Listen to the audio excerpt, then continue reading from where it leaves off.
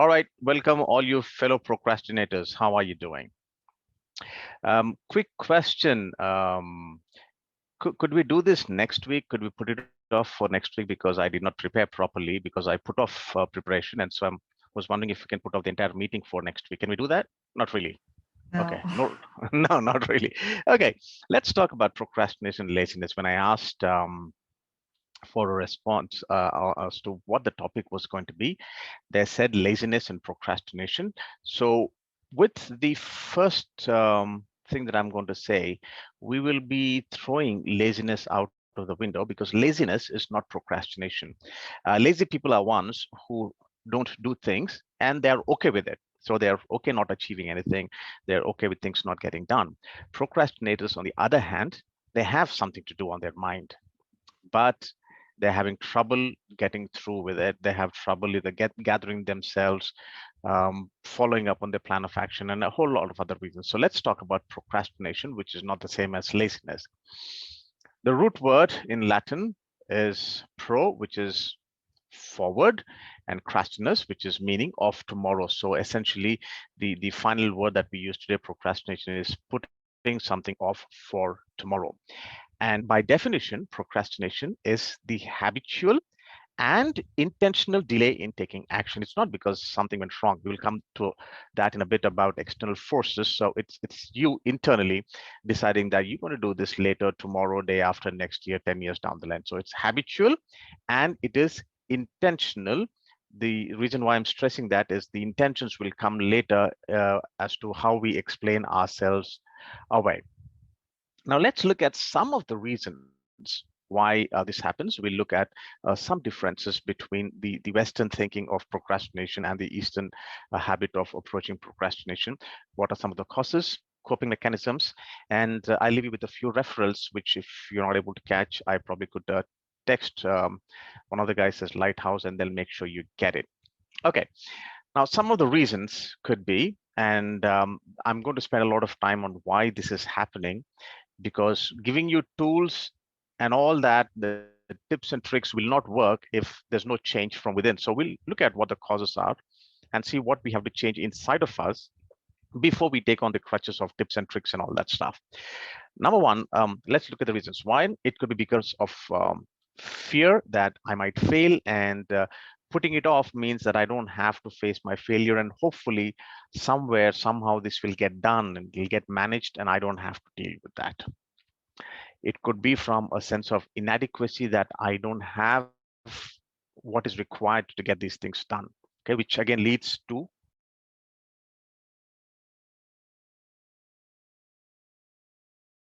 all right, where were we? Fear, inadequacy, low self-esteem that I'm unsure of going out in front of these people. I'm unsure of getting started. So I would rather not face this and hopefully somebody else will manage this and I don't have to do anything about it.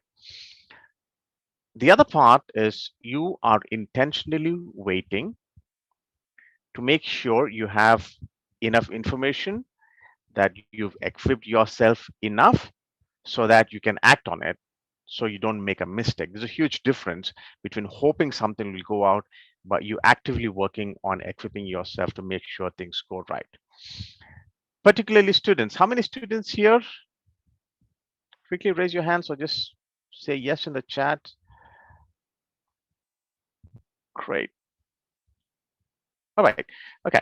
In the in the West, students usually seem to procrastinate to avoid worsening of the situation so that they won't do a really bad job of it. Technically, they're cutting their losses or they're waiting till they have enough information to act. But whereas, and it's not surprising, in the East, students seem to put it off for reasons of shame and to avoid looking incompetent, right? We keep saying in India, right? What about those four guys? What will the world think? What will people talk about us? So the focus is more on what's going to happen should something go wrong, what's going to happen to my image, rather than putting all the efforts into making sure this comes out okay. Let's look at the behavioral perspective. Now, delaying a task is not deemed as procrastination if there is a rational reason behind it. For example, if you say, hey, it's raining today, and if I paint my walls, it's going for a toss. So I'm going to wait till the sun comes out tomorrow and I will do it. I have a reason, a valid, rational reason for putting off things for tomorrow instead of me just saying I don't feel like it or finding the reasons that are not really valid. That's a behavioral perspective. Psychological perspective, one may prefer to avoid negative emotions. I've spoken about shame. Guilt also comes along with shame. Now, some of the associations with procrastination are, and also these could be some of the reasons, that one is depressed, there is irrational behavior. We've spoken about low self-esteem. Anxiety undermines our efforts to get a job done. You could also have physiological problems, like if someone is suffering from attention deficit disorder or attention deficit hyperactivity disorder. And the last one, which seems like a very, very good reason, very convincing, but is just as difficult to deal with, is this entire aim at perfectionism, saying that I want to do everything right. I want to get everything perfectly in place, which people used to put off things till they feel it is right. But the time for that, the need for that would have gone long past. I've got a good example for this. Is an organization that I was working with. We used to send out a bi-monthly magazine. So when this one guy who was a perfectionist came in, he said, I don't want to put up mediocre stuff there, and I'm going to make sure that we put out really good, perfect content. And we didn't have a single newsletter go out for 2 full years. So there you go. Perfectionism sounds very good, sounds very valid, but it's not a great thing. Okay. So what after we've dealt with this? No, even before we go there, please seek help, whether it's anxiety, whether it's depression, even perfectionism. You have to find out where is the origin of these negative emotions, which are holding you back from doing what you can do. Get help, talk to a counselor, talk to a friend you know who knows you and has observed you over the years, but seek help and make sure you get to the bottom of where this all started before you really think about using some Excel sheets, some tips and tricks and planners and all that stuff. Now, those of us, which is technically almost all of us, are suffering from this habit of procrastination. Here are some of the coping mechanisms that we tend to use. We either avoid talking about it, we act like it is not there on my list to do at all. We trivialize the issue and say, it's a small thing, it doesn't matter if it doesn't get done, I can always do it tomorrow. It's just going to take 2 minutes. Things like that. We rationalize, we give reasons which almost seem very valid, but we know those are not the truths because these are things that you are creating to justify your non action. There could be distractions. So you're going to act like this job is not there. Something needs to be done at home. You're going to run away to a friend's place so that you don't see this and you don't have to do anything about it. Sometimes you compare what the others are doing or what situation they are in, saying, hey, look at them, they are in a much worse situation than I am in. With whatever little I've done, this seems great, so seems right, okay, so I don't really have to bother. I've at least done slightly better than what the others have done. And sometimes we just even drown it in humor and laugh it off so that people will not pull us up thinking we are lacking at something that is really important. Ties up with this habit of trivialization. Now, how can we then deal with procrastination? One, let us be aware of our habits. Let us know in what kind of things we put up. One of my habits is that if I have to do something, I'll search for a reason or for another task that I can tie this up with. So if my wife says, hey, can you go and buy this from the supermarket? I tell her, I will the next time I'm going to office so that it'll be on the way. I don't have to make 2 trips. Sometimes this knowing the fact that I don't have any particular set schedule to go back to work. So it might be 2, 3, 4, 5 days also. I tie it up to something else I have to do and say, well, I'll do it later when I'm going that way. So let's be aware of our habits. We've spoken about seeking help for fear, anxiety, and all that stuff. Let's also have a fair evaluation of our goals. Are they achievable? Of our abilities, our strengths, and the reasons for which we are setting up these goals. Can we get this right? We'll speak about priorities in just a bit. Setting realistic goals, which is one of the criteria for a smart goal. Is it really achievable? I can't go and climb Mount Everest this weekend. But if you give me a year and a half, I'd probably be able to train and get up there. So are we realistic in our goals? Or are we setting goals that are really difficult and at the slightest um, indication of it being difficult, we pull back and say, hey, this is not going to happen. We'll get to structures and organizing our daily activities in just a bit with the help of Stephen Covey. There could be a change of environment. Just get off out of some groups, get out of social media, change your place of work, and make sure that there are no distractions. Modify your environment. You'll also have to discipline yourself on your priorities. I will be quickly giving you later in the talk a link to one of the TED Talks that was the first thing that popped in my mind as soon as the topic was given to me. Also, have some breaks, develop hobbies, develop other things that you do, not just work. You know that all work and no play makes Jack a dull boy. Make sure that you take off from work every once in a while and come back so you come back refreshed and you're not driven by the dull and drudgery of this doing the same thing over and over and over again. Invest time into relevant matters, again, part of your smart goals. And we'll have to cease daydreaming that one day I will do so much, such big things. Let's do what we can do today. Okay, before I start getting very preachy about this, we'll have to look at blocks of time. We will get to that in just a bit again. And make sure that you reward yourself in a balanced way whenever you get something done. Okay. Now, one of the biggest things that people blame for their procrastination or even others' procrastination is lack of willpower. They say, well, you lack the will, that's why you're not able to do this. It is there, but that is not the primary reason why we don't get things done. Because when you decide not to do something, when you're putting things off, that is a demonstration of your willpower. You are showing your willpower saying, I am willing that I'll put this off for tomorrow or a week later, or I will not do this. So the willpower is there. What you're using it for is the question in hand at here. Okay, so willpower is not the leading cause of procrastination. What is important for us is the intrinsic motivation that drives us. Okay, let's talk about these three types of motivations: extrinsic, goal based, and intrinsic motivation. Extrinsic motivation could be positive or negative, which is, hey, you'll get a chocolate, you'll get a bike, you'll get a car if you do this. Or you'll get a caning, you'll get a beating, you'll lose your job if you don't do this.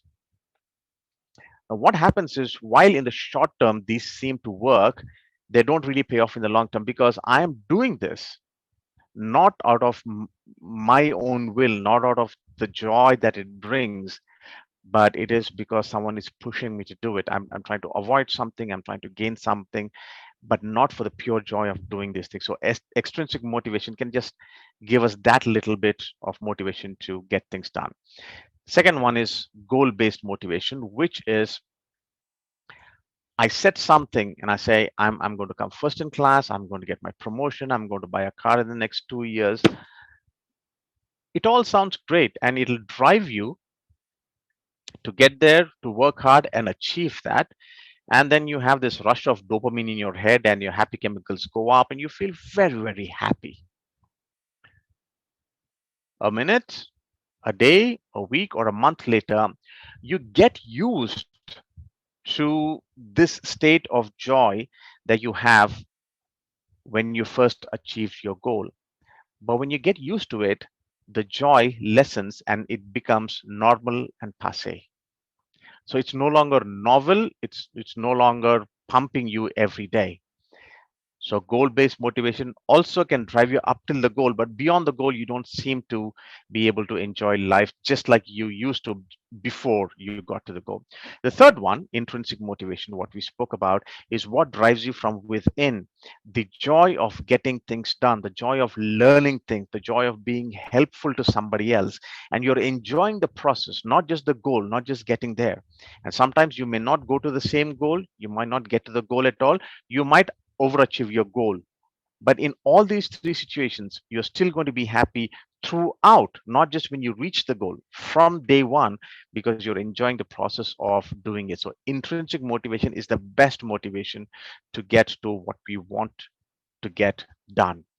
Some of the things that we can do is have a personal vision. How many of you here have a personal vision for the next 1 year, 10 years, 20 years? Anybody here who has a vision statement for their life? One. Okay. Right. So make sure you write down your personal vision. It will change from one year to the other. It will keep evolving. But put your personal vision down and come down saying, if I want to do this in 10 years, what should I do in 5 years, in 1 year, this quarter, this month, and today? The to-do list, I'll come to that in just a bit. Make a habit list. If you can read the book called Power of Habit by Duher, it talks about how your primitive brain, the cerebellum at the back, and the more primitive brain gets used to things. Your heartbeat, your breathing, and all are automatic because it's just there programmed into you. So the more you do things, the further back they go from your prefrontal cortex, which is to think what to do today. The more you automate your habits, the easier your day. Okay, and have a regular meeting with yourself. Okay, I'm going to leave you with 2 or 3 tools here. Number one, grab a copy of the book First Things First by Stephen Covey. This is the simple process. He says, list down the different roles that you play in life. You're a son, you're a daughter, you're an uncle, you're a father, you're a friend, you're an employee, a student. List all the things that you have to do in a week or a month. Give it the amount of time it requires, and then populate in your planner, and then you'll see all those blank areas, which is the free time that you have, where you can populate with other works done.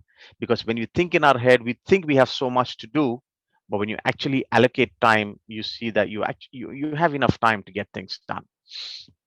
Number two, go on TED Talks and look up for a talk by Tim Urban, on TED Talks. Start with something simple, like if it can be done in 2 minutes, do it, and you'll see the results in a few days when you keep doing these little 2-minute things that don't become big all of a sudden. Before we close, there are a number of sayings in the Proverbs which says the soul of the sluggard craves and gets nothing, while the soul of the diligent is richly supplied. It also says the hand of the diligent will rule, while the slothful will be put to forced labor sooner or later. Now, diligent is a word that was always difficult for me from school times. It was part of my school prayer. But to be diligent takes years and years and years of work. I'm going to leave you here with this. We have question and answers in just a bit, so I'll hang on till then and take any question and answers. I will send the referrals to one of the guys at Powerhouse and make sure all the participants get there. All right. Thank you for your time. And I am committing to start on something tomorrow because I'm here and I'm a master procrastinator.